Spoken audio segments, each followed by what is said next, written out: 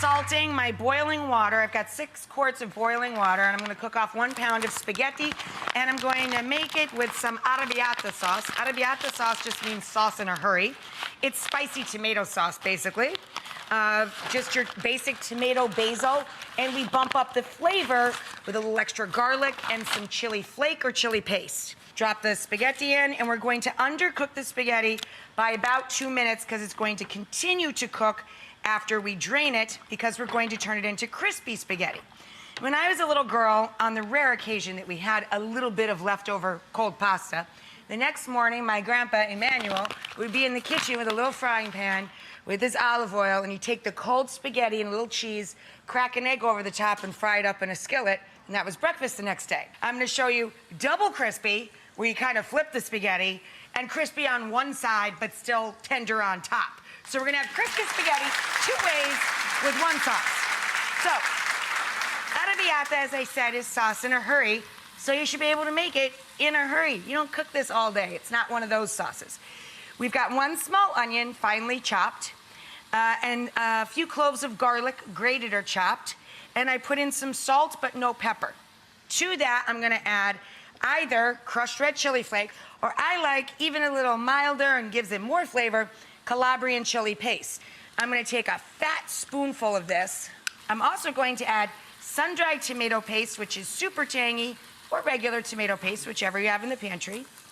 Fat squirt of that, couple of tablespoons. A happy cook always has a good bottle of wine at hand, so we're gonna share with the sauce and put about 3/4 of a cup of wine in, red or white. A little sprinkle of oregano or marjoram, about a teaspoon, lightly crushed in your palm. And then some canned or crushed or whole tomatoes, and a jar of passata, or about 2 cups of tomato puree to stretch our sauce. Now we're going to tear in a few leaves of fresh sweet basil.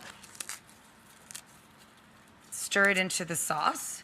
I have 2 little non-stick skillets here, and this is to make our crispy pasta nests. To combine any sauce to the pasta, you need that starchy, salty cooking water. And we're going to add that to 1 egg to temper the egg and keep it from scrambling. Just like if you're making carbonara, you have to temper the eggs. 1 large egg goes down over 1 pound of spaghetti. To that, we're gonna add 3 tablespoons each of EVOO, melt butter into the olive oil, and add 4 large cloves of garlic, thinly sliced or crushed and chopped. Drizzle that over the top. A little bit of salt, a little bit of pepper. And then we're gonna add our Parmigiano Reggiano, about 1.5 cups, to our pasta. And then you're gonna marry this. Stir it in big sweeping circles until it emulsifies and coats the pasta evenly. Take about 1/4 of the pasta. See what I'm doing here? I take 1/4 of the pasta and I twist. That makes your nest. Then drop your nest into your skillet. And if you want it crispy on just one side, put a lid on it to keep it nice and moist on top while the bottom browns. If you want it crispy on both sides, make a nest, throw it into the skillet. When one side's golden, literally flip it over. You can use a plate if you need help.